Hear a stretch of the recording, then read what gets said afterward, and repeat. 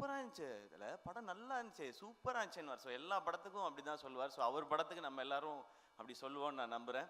But சினீஷ்க்கும் எனக்குமான அது நட்புன்னு சொல்கிறதா இல்லை அந்த மோதல்ங்கிறதா என்னன்னு தெரியல. அது வந்து தொன்று தொட்டு பின்னாடி போகணும். நம்ம அப்போ ஆரம்பித்தது. நான் நெல்சன் நாட்டை அசிஸ்டன்ட் டைரக்டராக சேர்ந்த டைம் ஃபஸ்ட்டு நானும் நெல்சனா வேட்டை மன்னன் கதை பண்ணும்போது எங்களுக்கு அப்போ ஆஃபீஸ் கிடையாது, ப்ரொடியூசர்லாம் ஃபிக்ஸ் ஆகலை, ஹீரோவும் ஃபிக்ஸ் ஆகலை.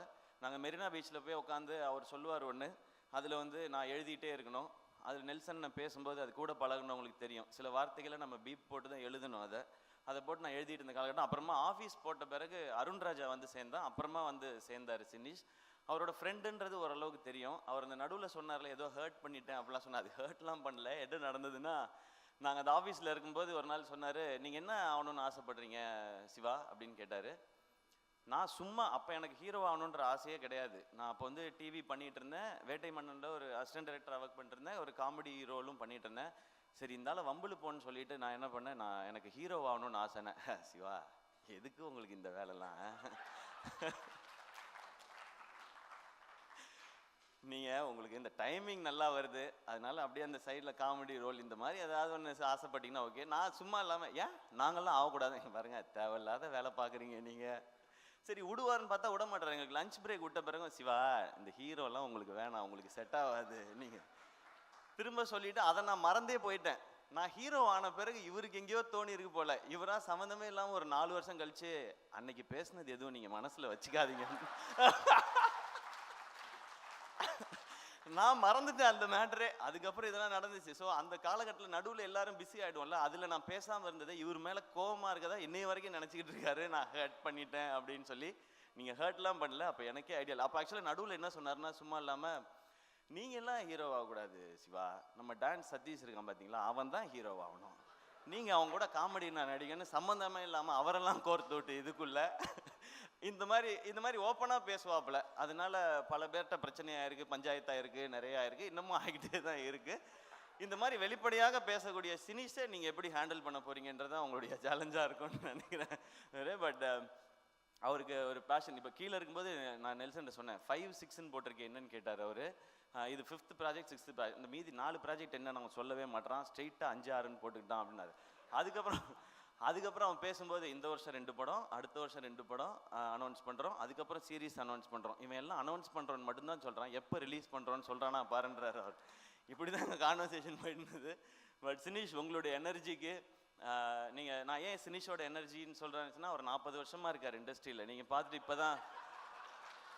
இப்போ தான் முடிச்சு புதுசாக ஃபஸ்ட் டைம் ட்ரை பண்ணுறாருன்னு ஒரு யங்ஸ்டர் ஒருத்தர் சினிமாவுக்குள்ளே வராரு, அவருக்கு சப்போர்ட் பண்ணணும் அப்படின்னு யூடியூப்பில் யாரும் கமெண்ட்லாம் போடாதீங்க. அவர் 40 வருஷம் ஆச்சு, அவர் ரொம்ப நாளாக இருக்கிறாரு.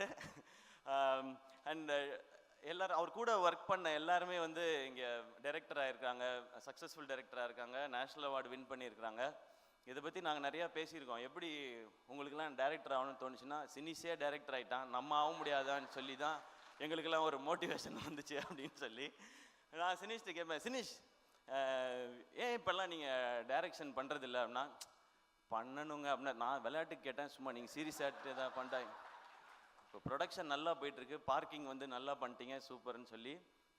ஆக்சுவலாக எப்படிப்பட்ட உஷாரான ஆளுங்கிறதுக்கும் ஒரு பாயிண்ட் சொல்லிடுறேன். பார்க்கிங் படம் இன்னொரு ப்ரொடியூசரோட சுதனோட சேர்ந்து தான் அவர் பண்ணியிருக்காரு.